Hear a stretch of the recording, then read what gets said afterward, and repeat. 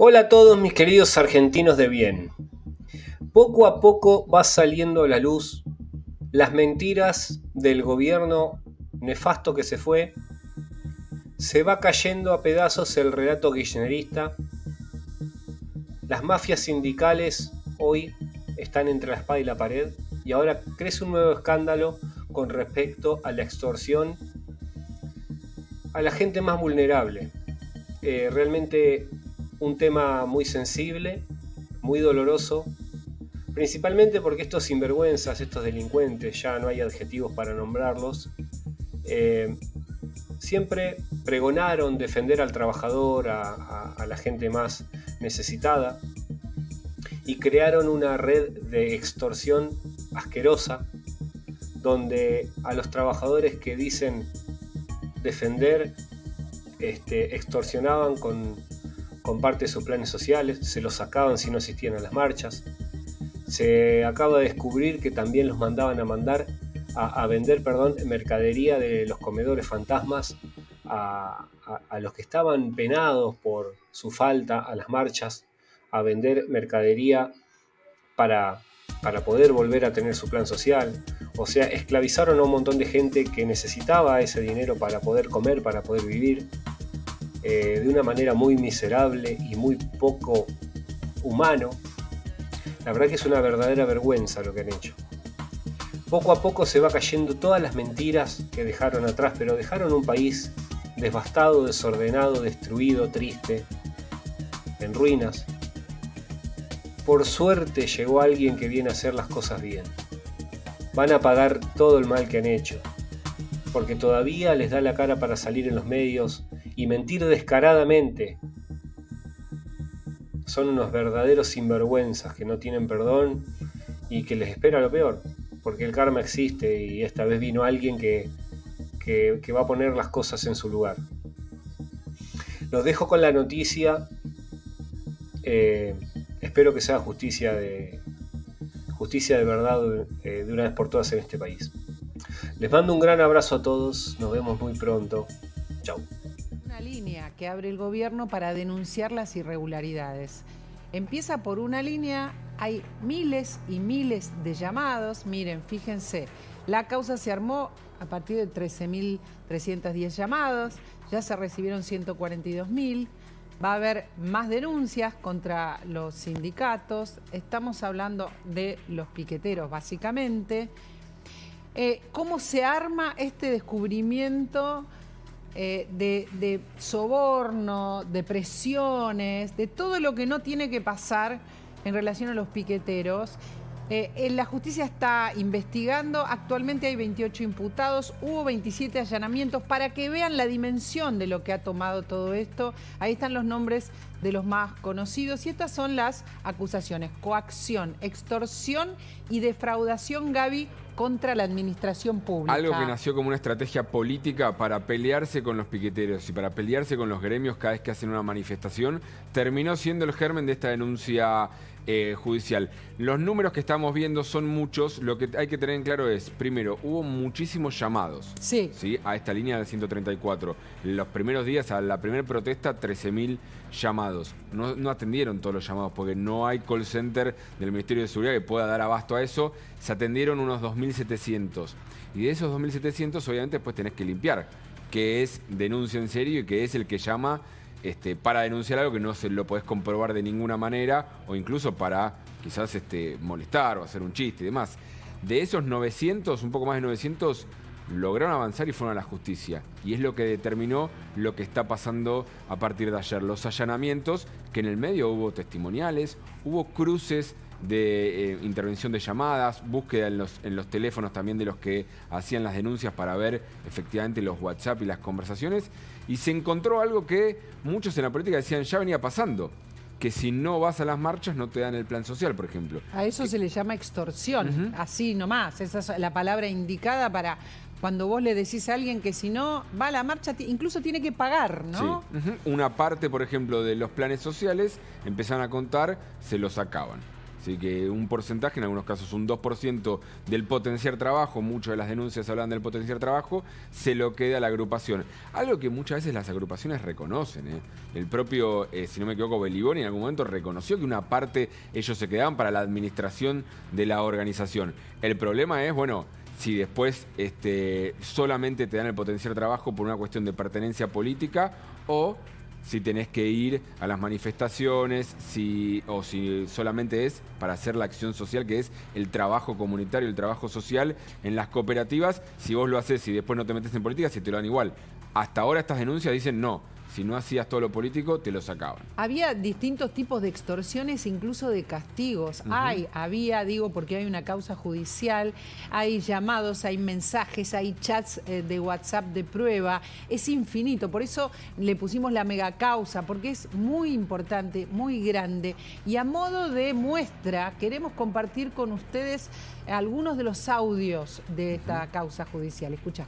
Yo te estoy hablando de la organización, la CCC.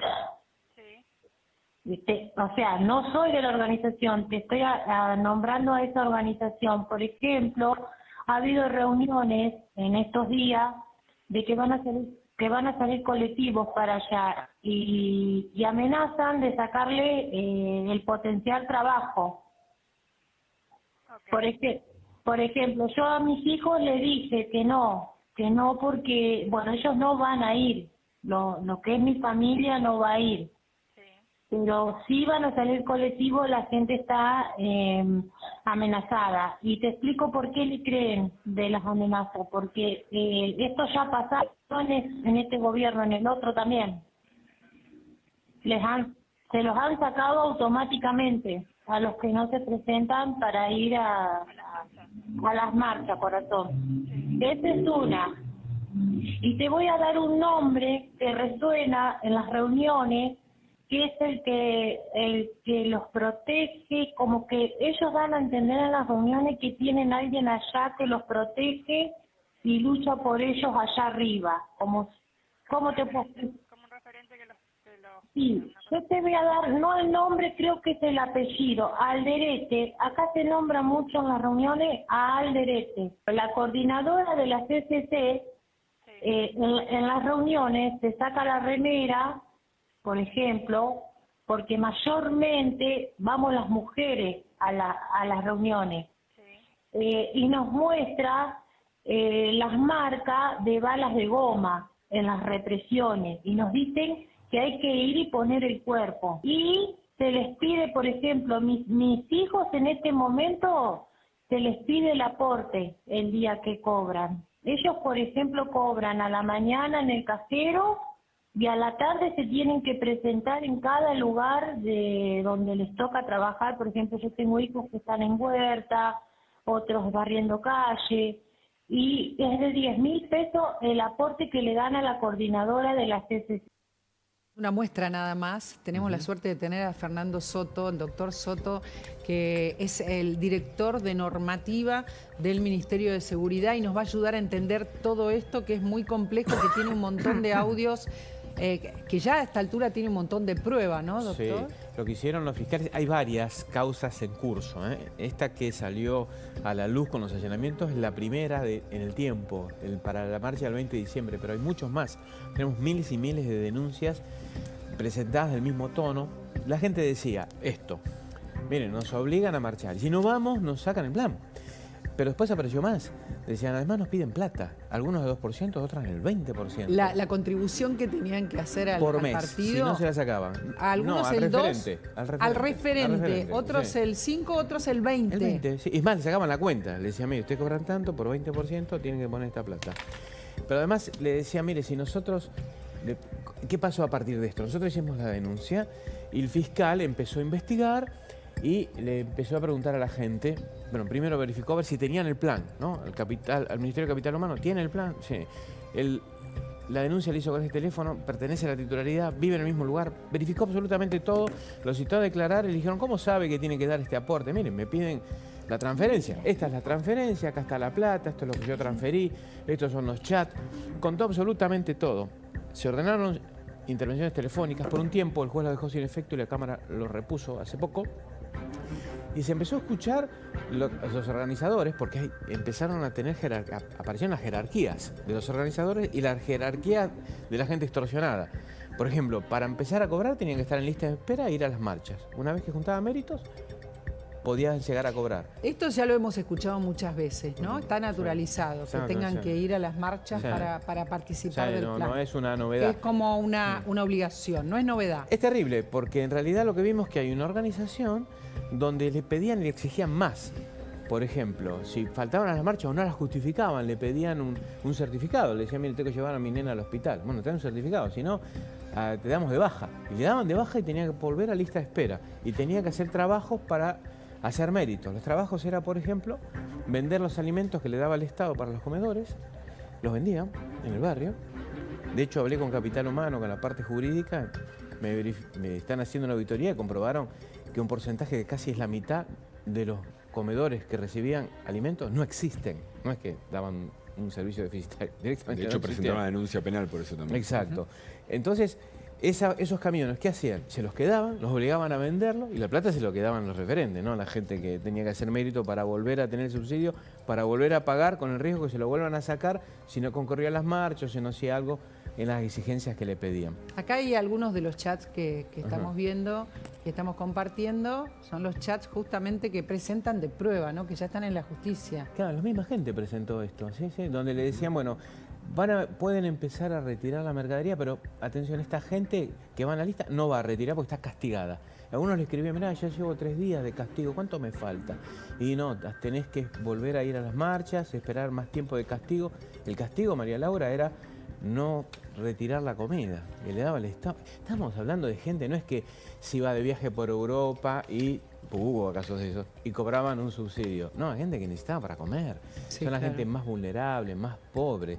Y los castigaban con un modo que ya va más allá de la extorsión, ¿no? Porque es una humillación que la gente la sometía a un servilismo indigno. Pero bueno, la gente se lo bancaba para comer, para tener unos pesos, hasta que se sintió segura y denunció. Y llegamos a este punto. ¿Esta gente tiene potencial trabajo todavía? Digo, las personas que están denunciando no se les pone en riesgo el plan si lo necesitan, ¿verdad? No, y se cambió el sistema sacando a los intermediarios. Claro, porque ahora el sistema es directo. funcionaba porque estaban los intermediarios que daban de alto a de baja. O sea, ya hablaban con los ministerios en ese momento de Desarrollo Social, ahora de Capital Humano, y le decían, estos bájenlo, estos súbanlo. Entonces daban las altas discrecionalmente o las bajas con la extorsión. Ahora ya no es así. Entonces la gente no depende de ellos, ¿no? Todavía falta lo de los comedores.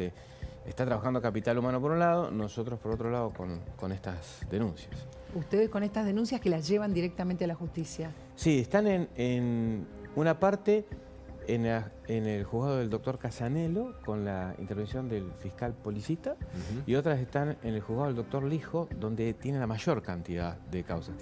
Es un problema por la cantidad, porque eso sobrepasa cualquier investigación.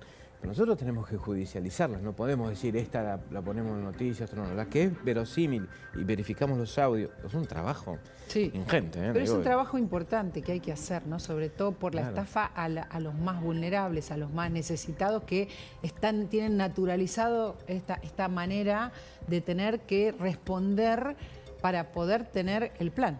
Esa es la verdad. Sí.